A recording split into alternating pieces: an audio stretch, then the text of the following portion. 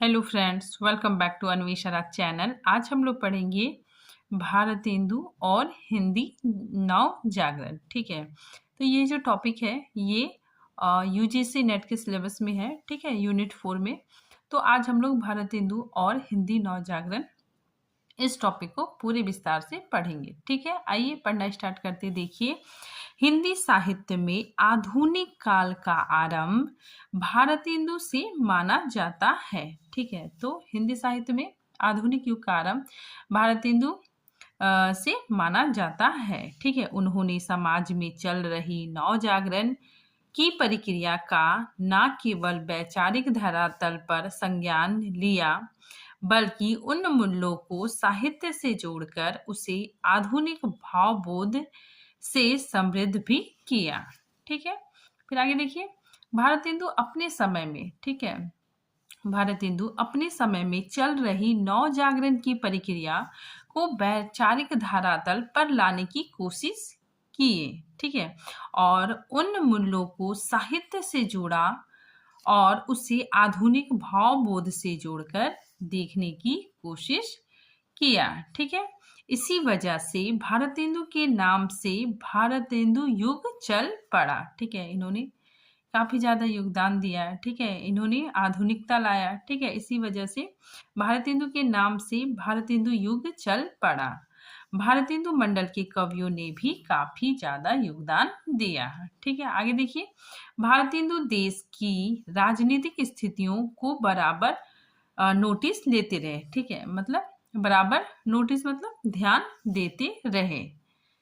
नव जागरण के केंद्र में मनुष्य की स्थापना है। ठीक है, तो इन्होंने नव जागरण के केंद्र में किसको रखा? मनुष्य को रखा। ठीक है, तो नव जागरण के केंद्र में मनुष्य की स्थापना है। भारतेंदु ने इसे समझा और देश की तत्कालीन परिस्थितियों को परख कर उसकी दुर्दशा के विषय में लिखा है। ठीक है, देखिए, भारत की जो दुर्दशा है, ठीक है, उसके विषय में भारतेंदु जी लिखते हैं कि सब रोबहू सब मिलके आवहू भारत, हा हा भारत दुर्दशा ना देखी जाई। ठीक है, तो ये जो कथन है, ठीक है, ये भारत दुर्दशा इनकी जो रचना है उसमें है। ठीक है, फिर आगे देखिए, भारतेंदु केवल दुर्दशा, ठीक है, भारत की दुर्दशा देखकर चिंतित नहीं होते थे। ठीक है, बल्कि उन्हें कारणों की भी समझ थी। ठीक है, मतलब भारत की जो दुर्दशा है, ठीक है, उसको देखकर भारतेंदु केवल चिंतित नहीं होते थे। ठीक है, बल्कि उन्हें कारण भी पता होता था। ठीक है, वे कारण को भी मतलब समझते थे कि क्या क्या कारण से भारत की ऐसी दुर्दशा हुई है। ठीक है, तो यही कारण है कि वे अंग्रेजी शासन की आलोचना करते नजर आते हैं। ठीक है, तो इसी वजह से वे जो अंग्रेजी शासन भारत में था, ठीक है, उसकी आलोचना करते हुए नजर आते हैं। ठीक है, और कहते हैं कि अंग्रेज राज सुख साज सजे सब भारी, ठीक है, पे धन विदेश चली जात। ठीक है, हमारा धन विदेश जा रहा है। ठीक है, तो पे धन विदेश चली जात यही बड़ी ख्वारी। ठीक है, आगे देखिए, ध्यान रहे भारतीय राष्ट्रवाद के केंद्र में आरंभ में अंग्रेजी शासन की आर्थिक आलोचना ही थी तथा यह राष्ट्रवाद नव जागरण की उपज थी। ठीक है, आगे देखिए, जैसा कि स्पष्ट है कि नव जागरण के केंद्र में धार्मिक सामाजिक सुधार आंदोलन रहे हैं। ठीक है, तो नव जागरण के केंद्र में धार्मिक सामाजिक सुधार आंदोलन रहे हैं। ठीक है, इसका मुख्य सार आडम्बरों का कर्म कांडों का विरोध, ठीक है, स्त्री व शूद्र समाज की दुर्दशा में परिवर्तन लाना था।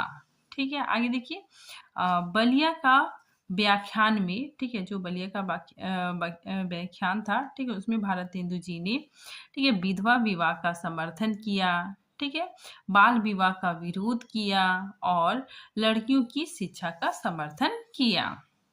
ठीक है, आगे देखिए, नव जागरण की चेतना स्वतंत्रता प्रधान थी। ठीक है, तो नव जागरण की चेतना क्या है? स्वतंत्रता प्रधान थी। इसीलिए वे हर प्रकार के साम्राज्यवाद का विरोध करते थे। ठीक है, तो इसलिए भारतेंदु जी हर प्रकार के साम्राज्यवाद का विरोध करते थे। ठीक है, चाहे वह अंग्रेजों का हो, ठीक है, या फिर मुसलमानों का हो। ठीक है।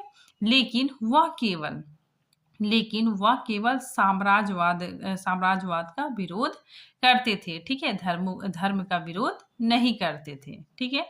वह मुसलमानों की समानता की प्रशंसा करते, ठीक है। तमाम प्रगतिशील बातें उन्होंने अंग्रेजों से सीखी, ठीक है, जो प्रगतिशील बातें हैं, ठीक है, तो उन्होंने अंग्रेजों से सीखी, ठीक है। तो इसमें यही बताया जा रहा है कि भारतीय हिंदू ने हर तरीके के साम्राज्यवाद का विरोध किया है, ठीक है, चाहे वह अंग्रेजों का हो या फिर मुसलमान का हो, ठीक है। वह केवल साम्राज्यवाद का विरोध करते हैं, ठीक है, धर्म का नहीं। आगे देखिए, नव जागरण की पृष्ठभूमि में दो संस्कृतियों का संक्रमण है, ठीक है, भारतीय व यूरोपीय, ठीक है। तो दो संस्कृति, भारतीय और यूरोपीय, ठीक है। भारतीय व यूरोपीय संस्कृति के संक्रमण में यूरोप ने स्वयं को बेहतर बताकर भारतीयों को असभ्य बताया, ठीक है। और भारतेंदु ने अपने समय को समझा तथा भारतीयों को हीन भावना से बचाने का प्रयास किया। अपनी भाषा को लेकर प्रेम का भाव इन्हीं की देन है। साथ ही गद्य की प्रधानता व उसके लिए खड़ी बोली का प्रयोग जनता को जागरूक करने के लिए हुआ, ठीक है। तो इसमें यही बताया जा रहा है कि अंग्रेजों का मानना था कि यहाँ के जो लोग हैं वो असभ्य है, ठीक है, उनको ना इतिहास लिखने की चेतना है, ठीक है, और ना ही बाकी संस्कृति की, ठीक है। उन्होंने भारतीयों को, ठीक है, कमतर आंका था, ठीक है, जिससे यहाँ के लोग हीन भावना से ग्रसित होने लगे थे, ठीक है। तो अंग्रेजों ने यहाँ के लोगों को, ठीक है, यहाँ की संस्कृति को कमतर आंका था, ठीक है, इसीलिए धीरे धीरे भारतीयों में हीन भावना ग्रसित होने लगा, ठीक है, हीन भावना आने लगी।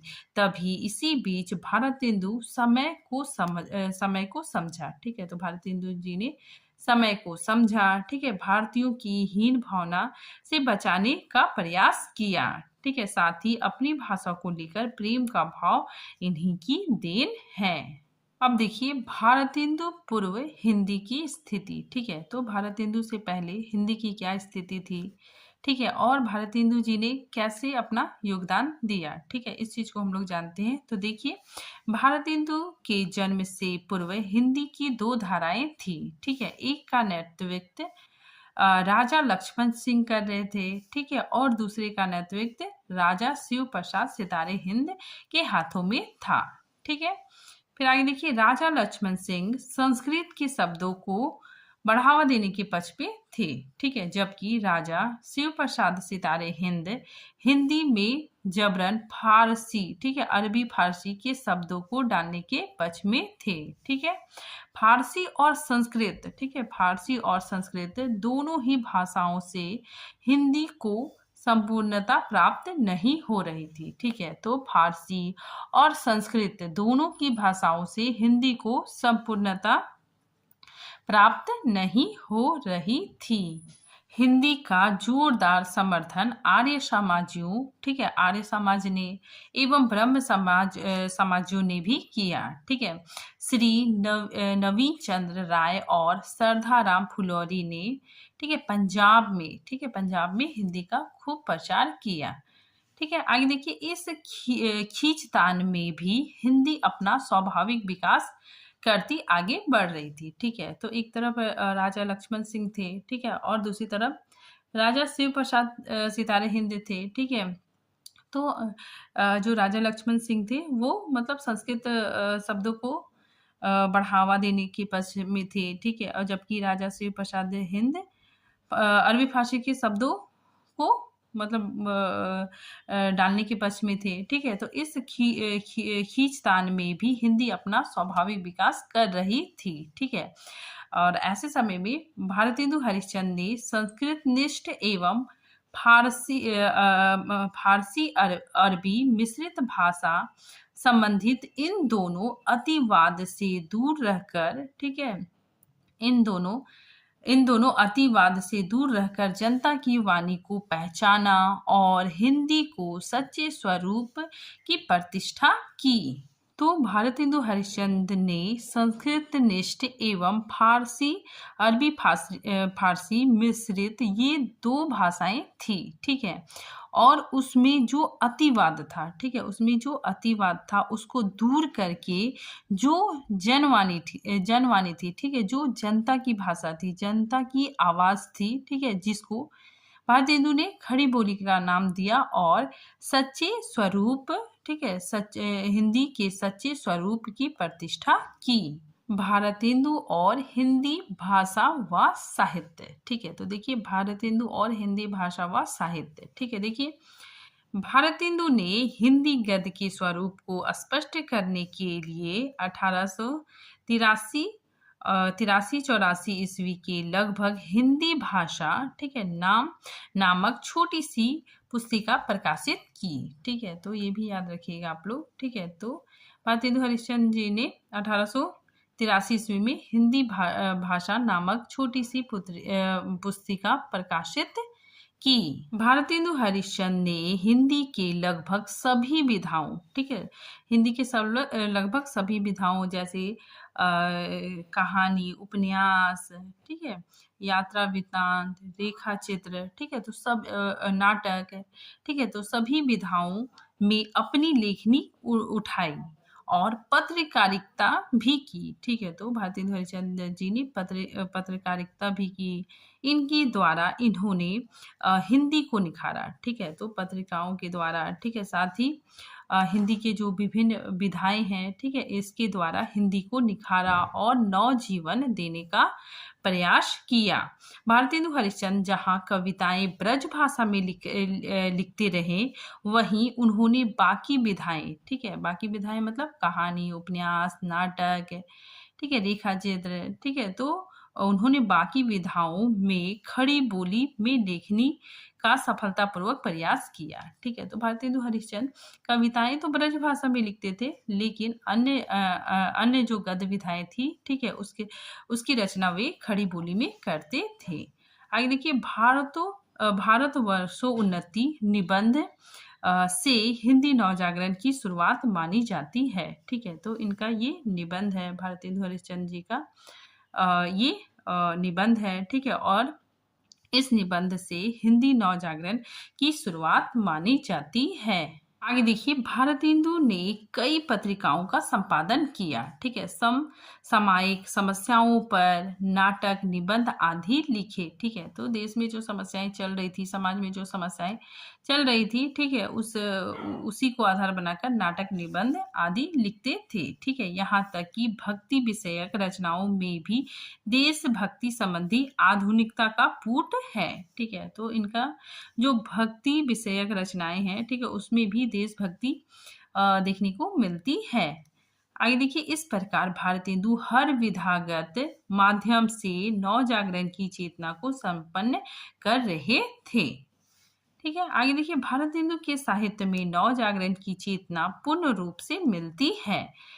इसमें उनका अंतर्विरोध भी शामिल है, जैसे राजभक्ति और देशभक्ति, ठीक है। तो यहाँ पे बताया जा रहा है कि कई जगह में उन्होंने थोड़ा बहुत राजभक्ति भी देखने को मिलती है, ठीक है। मतलब कुछ कुछ ऐसी रचनाएं हैं, ठीक है, जिसमें अंग्रेजों की प्रशंसा की गई है, ठीक है। तो इसको भी लेकर कई बार सवाल उठाया जाता है, ठीक है, भारतेंदु के ऊपर इस चीज को लेकर सवाल उठाया जाता है, ठीक है। लेकिन भारतेंदु जी, ठीक है, शुरुआत में तो मतलब अंग्रेजों की प्रशंसा करते हैं, ठीक है, लेकिन फिर धीरे धीरे इस अंग्रेजों के चाल को समझ जाते हैं, ठीक है, कि अंग्रेज क्या करते हैं, सिर्फ मतलब अपने स्वार्थ के लिए ही कार्य करते हैं, ठीक है, और वो भारतीयों का हित नहीं जानते हैं, ठीक है। तो भारतेंदु जी अंग्रेजों के चालों को समझ जाते हैं, ठीक है, और सावधान हो जाते हैं, ठीक है। उसके बाद फिर देशभक्ति की रचनाएं करने लगते हैं, ठीक है।